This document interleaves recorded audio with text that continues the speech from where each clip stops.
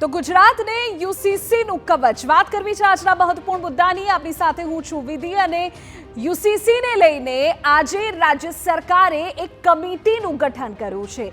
આ કમિટી આવનારા 45 દિવસ સુધી કામ કરશે અને એક આખો મુસદ્દો તૈયાર કરશે। જે માહિતી છે તે અનુસાર રંजना દેસાઈ કે જેઓ સુપ્રીમ કોર્ટના પૂર્વ ન્યાયાધીશ છે, ઉત્તરાખંડમાં જ્યાં યુસીસી તાજેતરમાં જ લાગુ થયું છે યુનિફોર્મ સિવિલ કોડ, ત્યાં પણ તેની જ અધ્યક્ષતામાં કામગીરી થઈ હતી અને વધુ એક વખત ગુજરાતમાં પણ તેની જ અધ્યક્ષતામાં કામગીરી થશે।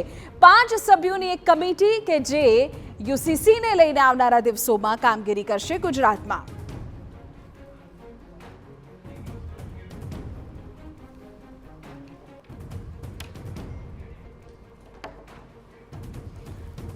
ત્યારે આ જ મુદ્દાને વધુ સારી રીતે સમજવો છે ને એટલે જ આપણી સાથે કેટલાક મહેમાનો અત્યારે જોડાઈ ગયા છે। જે પટેલ ભારતીય જનતા પાર્ટીના નેતા આપણી સાથે અત્યારે જોડાઈ ગયા છે, અજયભાઈ ઉમટ રાજકીય વિશ્લેષક, હબીબ કટારિયા મુસ્લિમ અગ્રણી અને નિપુણ ભટ્ટ વીએચપી તરફથી આપણી સાથે જોડાઈ ગયા છે। આપ તમામનું સ્વાગત છે। સૌથી પહેલાં તો જે સાહેબ આપની પાસે જ આવું છું, કારણ કે કાયદાની રીતે પણ સમજવો છે અને ભારતીય જનતા પાર્ટીની સરકાર છે એટલે સ્વાભાવિક છે કે સવાલ થાય કઈ રીતે આખું પ્લાનિંગ કરાયું છે। કારણ કે તમે સાંભળી પત્રકાર પરિષદ, એમાં પણ ઘણા સવાલો પૂછવામાં આવ્યા આદિવાસી સમાજને લઈને હોય કે જેઓ અગાઉ પણ વિરોધ નોંધાવી ચૂક્યા છે।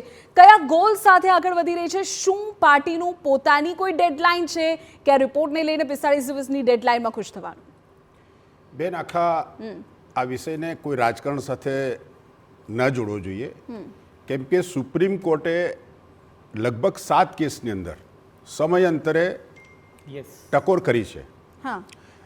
પહેલા શાહબાનુનો કેસ હતો 1985, 1995માં સરલાનો કેસ, 1997, 2015 જોર્ડન ડિંગેનો કેસ, લિલી થોમસનો કેસ અને એસઆર બોમઈનો કેસ, જેમાં સુપ્રીમ કોર્ટે સ્પષ્ટ કહ્યું કે કે આખા દેશની અંદર રાષ્ટ્રીય એકતા લાવવાની જરૂર છે કાનૂનના સંદર્ભે।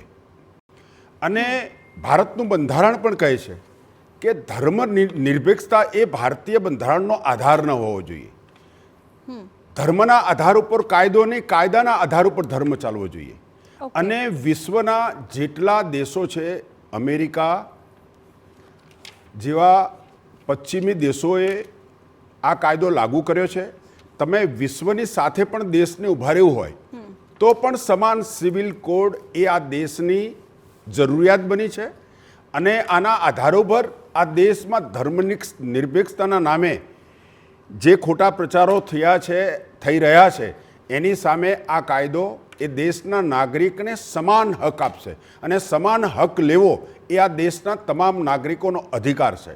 અને હું આ મંચ ઉપરથી ભારતીય જનતા પાર્ટીના નેતૃત્વનો આભાર માનું છું। નરેન્દ્ર મોદી સાહેબે જે પણ કીધું એમના મેનિફેસ્ટોની અંદર કે હું દેશને આ કાયદા આપીશ, દેશને જે વચનો ભારતીય જનતા પાર્ટીએ આપ્યા છે, નરેન્દ્ર મોદી સાહેબે આ દેશને આપ્યા છે અને એ આ છેલ્લું વાક્ય હતું, આજે એ પરિપૂર્ણ કરી ભારતીય જનતા પાર્ટીએ એક રાજકીય પક્ષ તરીકે પણ જે વચનો આપે છે ને પૂરા કરવાનું બહુ મોટું પરિણામ આવનારા દિવસોની રાજકારણની ઇતિહાસની અંદર આનો નોંધ લેવા છે કે પોલિટિકલ પાર્ટી એને કહેવાય કે જે મત લેવા માટે વચનો આપે અને પૂરા કરે છે। અને એ પૂરા કરવા માટે કોઈ પણ અવરોધો હોય તો એ અવરોધોનો સામનો કરીને પણ દેશને એક મંચ પર લાવવા, એક સૂત્રતામાં બાંધવા, દેશને ધર્મ નિરપેક્ષ બનાવો અને કાયદાના શાસનથી દેશને ચલાવવા માટેની એ બહુ મોટી પ્રક્રિયા છેલ્લા ઘણા સમયથી અમિત શાહ સાહેબ અને નરેન્દ્ર મોદી સાહેબ કરી રહ્યા છે। ઓકે, એક રિએક્શન ફટાફટ એ પણ લઈ લે। નિપુણજી, સૌથી પહેલું આપનું રિએક્શન શું છે?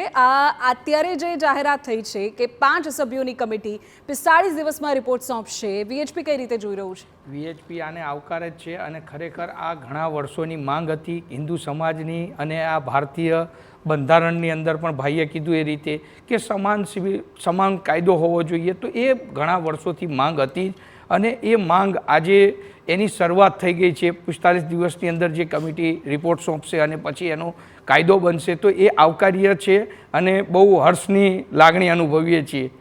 ઓકે, હબીબજી પણ આપણી સાથે જોડાયેલા છે। હબીબ કટારિયાજી, આપનું સૌથી પહેલું રિએક્શન શું છે આ જાહેરાત પછી? આ જે કમિટી જે બની છે અને 45 દિવસની અંદર જે રિપોર્ટ આપવાનો છે એ રિપોર્ટનો અમે લોકો સખ્તમાં સખ્ત વિરોધ કરીએ છીએ. કારણ કે હિન્દુસ્તાન એક એવો દેશ છે કે જ્યાં તમામ સંપ્રદાયના લોકો રહે છે અને પોતાની રીતે જીવવાનો અને આઝાદીથી રહેવાનો જો કોઈ દેશ હોય તો એ મારો ભારત દેશ છે, જેનું અમને પણ ગૌરવ છે. તે ભારત દેશના અંદર જે રીતે અત્યારથી ચાલી રહી છે એ જ વસ્તુ થવી જોઈએ. અને આ જે ખોટા કાયદાઓ લઈ આવે છે એ ખોટા કાયદાઓ અને પોતાની મનમાની કરે છે. આ તો રાજાશાહી ને હિટલરશાહી જે વસ્તુ કરીએ છીએ એનો અમારો સખ્તમાં સખ્ત વિરોધ છે. નહીં, એટલે સમજાવો કે કેમ વિરોધ છે? હજુ તો રિપોર્ટ બન્યો પણ નથી, હજુ તો કમિટીનું ગઠન થયું છે, તો પછી અત્યારે વિરોધ કેમ? કમિટી એનું કામ કરે, શું ભરોસો નથી? બેન, નહીં, એક વખત પૂછી લઈએ ને હબીબભાઈ. હા, અમને 100% ભરોસો નથી ને કમિટી તો પોતાનું મનમાનું જ કરે છે. ગુજરાતના અંદર આપની પરિસ્થિતિ આપ ટીવીના માધ્યમથી કહેવા માંગુ છું, આ બધી રીતે જોઈ શકો છો કે એ લોકો પોતપોતાની મનમાની જ કરી રહ્યા છે અને મનમાની આવનારા દિવસોમાં પણ કરશે. એટલે અત્યારથી અમારો તો વિરોધ જ છે. ઓકે, સમજવું છે કે વિરોધના મુખ્ય કારણો કયા છે, પણ અજયભાઈ સમજાવો એ કે આ 45 દિવસમાં 5 સભ્યોની કમિટી છે. સૌથી પહેલાં તો કમિટીના સભ્યોને લઈને થોડી વાત કરી લઈએ. રંજના દેસાઈ કે જેઓ ઉત્તરાખંડમાં પણ આ જવાબદારી નિભાવી છે, આરસી કોડેકર છે, ગીતાબેન શ્રોફ છે, સીએર મીણા છે, દક્ષેશ ઠાકર છે. આ 5 સભ્યો કઈ રીતે આગામી સમયમાં કામ કરશે અને શું આ આખા 45 દિવસનું સંપૂર્ણ રીતે સારાંશ શું સામે આવી શકે એમ? જો સૌથી પહેલાં તો તમે મને પૂછ્યું કમિટી બહુ જ એફિશિયન્ટ છે અને મને વિશ્વાસ છે કે આ કમિટી 45 દિવસમાં પોતાનો રિપોર્ટ આપી દેશે. એટલા માટે કે જસ્ટિસ રંજના દેસાઈ છે ને સુપ્રીમ કોર્ટમાં જજ રહી ચૂક્યા છે, બહુ જ કોમ્પિટન્ટ અને કેપેબલ જજ છે અને એમણે છેલ્લા દોઢ વર્ષથી ઉત્તરાખંડની જે કમિટી બની હતી એમાં અલગ અલગ પાસાઓનો અભ્યાસ કરી અને એમણે પોતે જ ઉત્તરાખંડ કમિટીનો જે અહેવાલ આપ્યો છે જે લાગુ પણ પડી ગયો છે 10 દિવસ પહેલાં ત્યાંની વિધાનસભામાં. એટલે મને એવું લાગે છે કે આ કમિટી જે છે ને એના મુખ્ય તરીકે કમિટીને ગાઈડ તો રંજનાબેન દેસાઈ જ કરશે. એટલે સ્વાભાવિક છે કે એમાં કંઈ બહુ વાંધો આવશે નહીં. અને આ કમિટીના બીજા સભ્યો પણ છે, દાખલા કે આપણા દક્ષેશભાઈ ઠાકર છે, હું એમને બહુ સારી રીતના ઓળખું છું, સુરતમાં છેલ્લે વાઇસ ચાન્સલર હતા, વીર નર્મદ યુનિવર્સિટીમાં રીમાબેન શ્રોફ છે અને બીજા જે મેમ્બર છે જસ્ટિસ બોડેકર.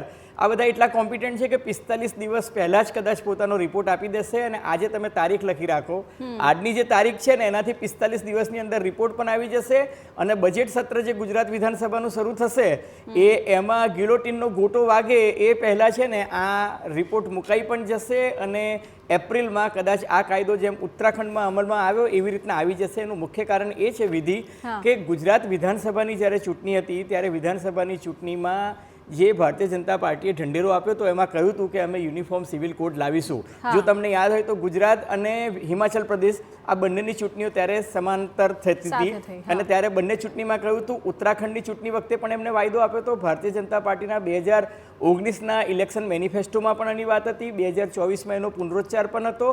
અને મારા મિત્ર જે પટેલે જેમ કહ્યું કે લીલી થોમસનું જજમેન્ટ હોય કે સાહબાનો કેસ હોય કે SR બોમ્બેવાળી મેટરની વાત હોય, દિલ્હીમાં જે તે સમયના ભારતીય જનતા પાર્ટીના પ્રમુખ હતા, પ્રદેશ પ્રમુખ અશ્વિની ઉપાધ્યાય, એમણે દિલ્હી હાઈકોર્ટમાં એક કેસ ફાઇલ કર્યો હતો અને એમણે કહ્યું હતું કે સુપ્રીમ કોર્ટે ગાઈડલાઇન આના વિશે બહાર પાડવી જોઈએ.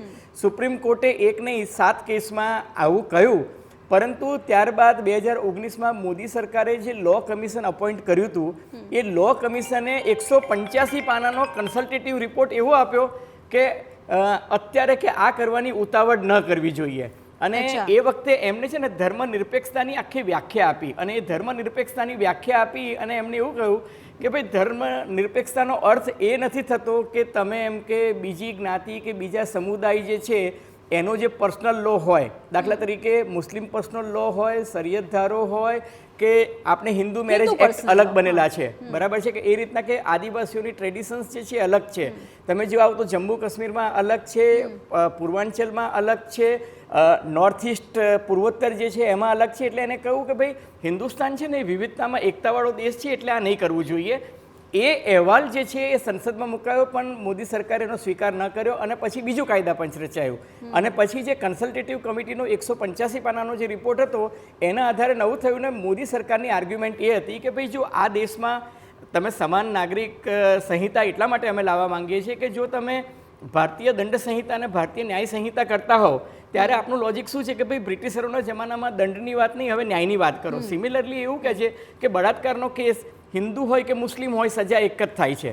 તો જે પ્યુનિટિવ એક્શન હોય અથવા તો જ્યુરિસ્પ્રુડન્સ જે છે એ જ્યુરિસ્પ્રુડન્સ મુસ્લિમના કેસમાં જે લાગે એ જ હિન્દુમાં લાગે છે, એ જ આદિવાસીમાં લાગે.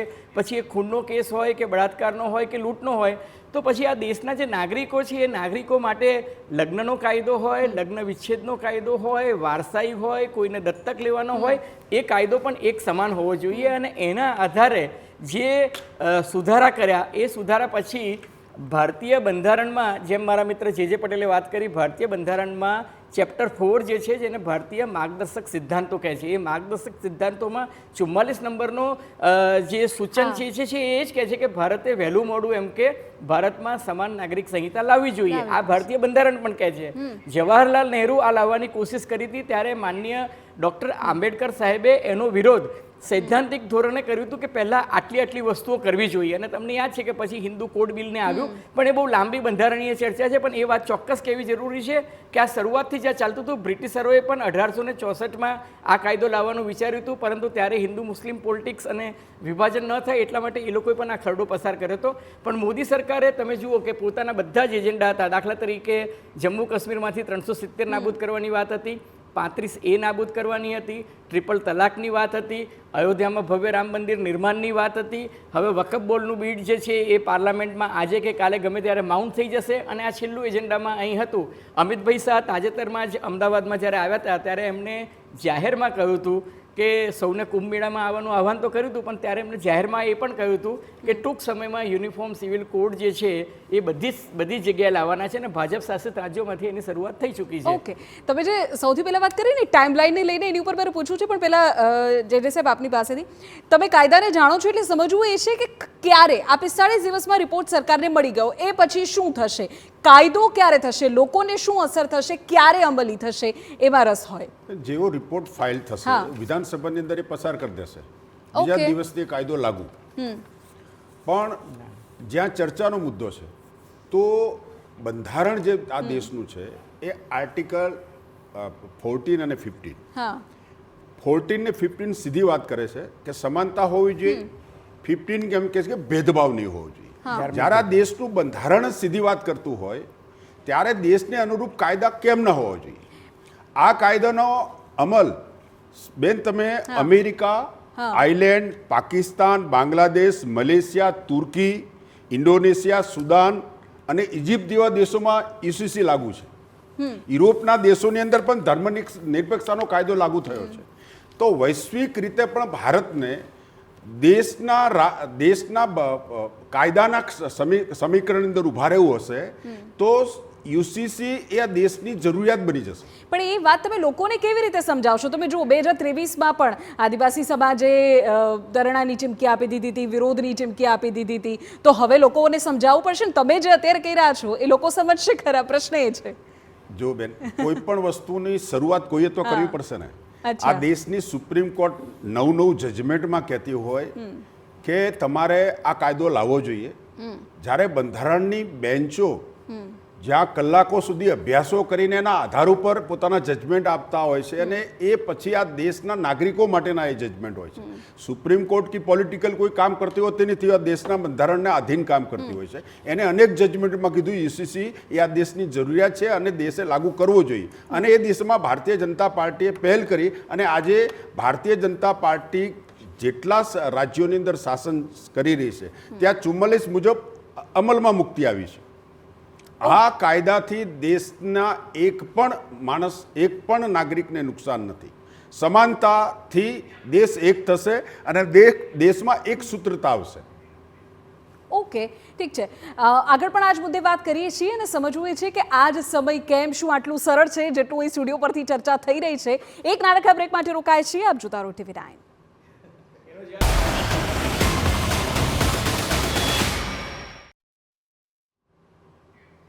તો વાત યુનિફોર્મ સિવિલ કોડને લઈને થઈ રહી છે અને આ વાત અત્યારે એટલા માટે થઈ રહી છે કારણ કે રાજ્ય સરકારે કમિટીનું ગઠન કરવાનું નક્કી કરી દીધું છે કે જે આવનારા 45 દિવસ યુસીસીને લઈને ખૂબ કામ કરશે. નિપુણજી, પ્રશ્ન એ છે કે આપણે જે અમે કાર્યક્રમનું નામ પણ આપ્યું છે કે ગુજરાતને યુસીસીનું કવચ, કઈ રીતે સૌથી પહેલાં તો આ કવચ પૂરું પાડવામાં આવશે એવું આપ VHP ને લાગે છે?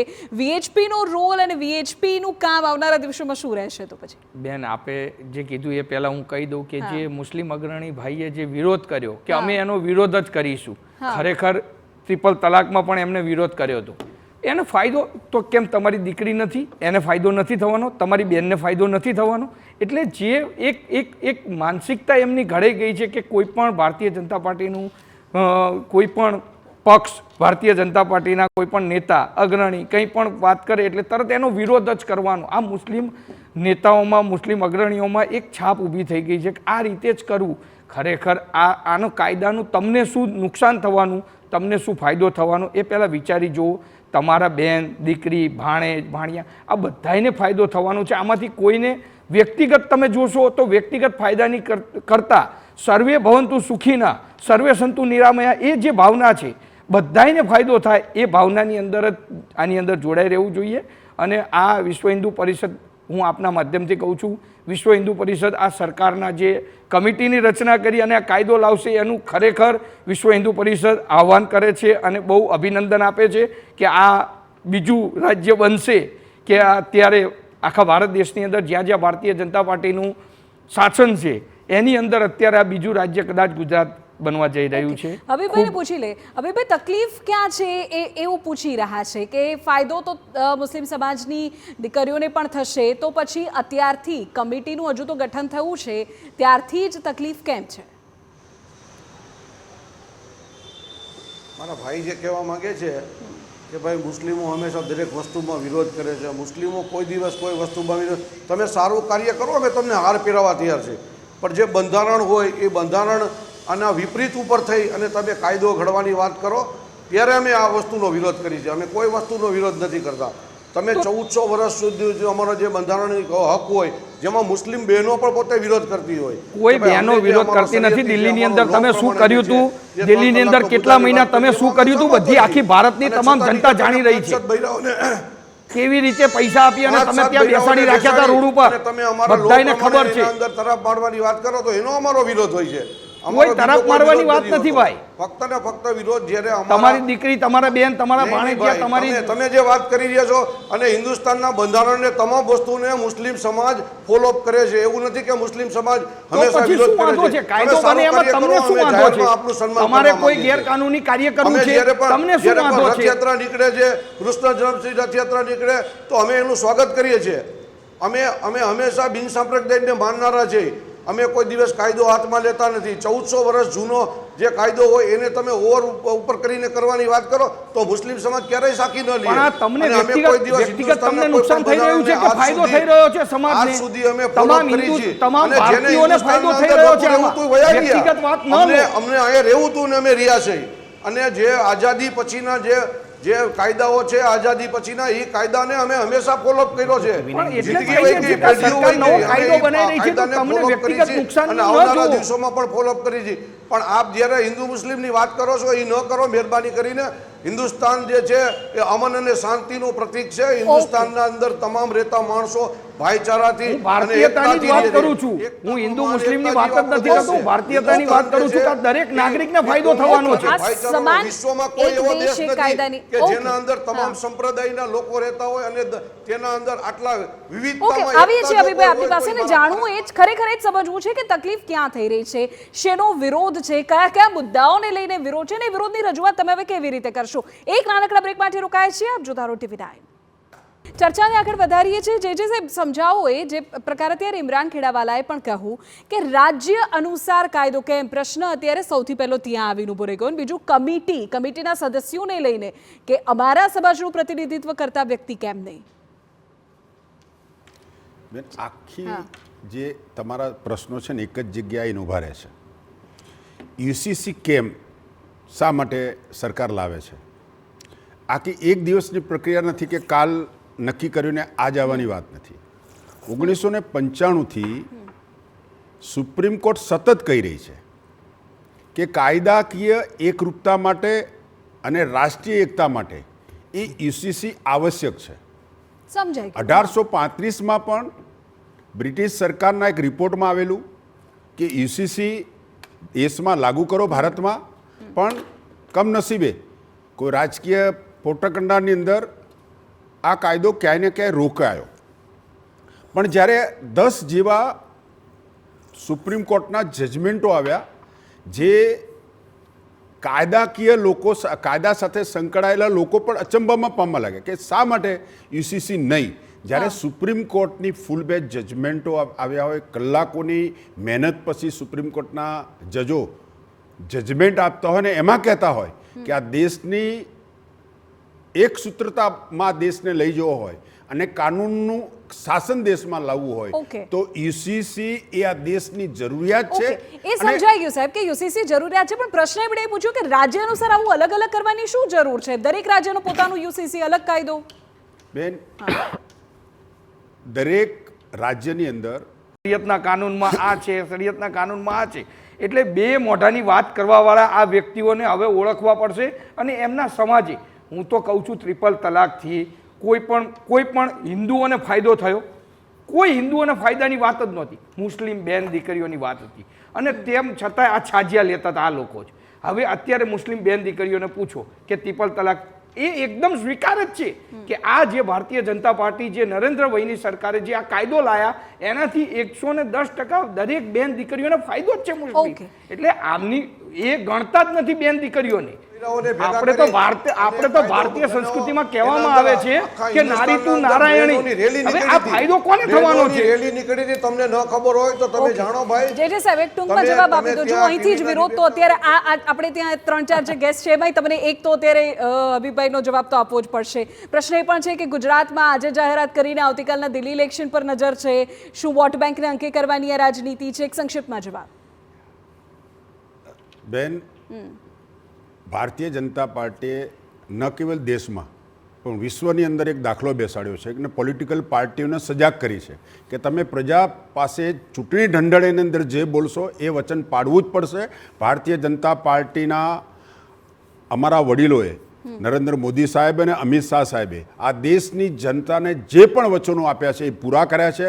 યુસીસી દ્વારા આ દેશની જનતાને ન્યાયને એક સૂત્રતામાં બાંધી શકીશું. સમાન હક મળશે, સમાન ન્યાય મળશે અને સુપ્રીમ કોર્ટના જજમેન્ટો દ્વારા આ દેશને જે સૂચનો આપ્યા છે એ સૂચનોનો સ્વીકાર કરી આ દેશની અંદર એક કાયદાનું શાસન ઊભું થશે. આ કાયદો આ દેશમાં લાગુ થવાથી. ઓકે, પ્રશ્ન એ છે કે પણ શું એ ચેલેન્જ છે કે કેમ, કે શું એ લોકોને સમજાવી શકાશે કે કેમ? કારણ કે જે પ્રકારની વાતો આપણે અત્યારે કરી રહ્યા છે, જો કે જોવું એ રહેશે કે આ કમિટી કઈ રીતે આગામી સમયમાં કામ કરશે, તેનું રિએક્શન આગામી સમયમાં શું સામે આવે છે. અત્યારે ચર્ચાને સમાપ્ત કરીએ છીએ. વધુ સમાચાર માટે આપ જોતા રહો ટીવી9.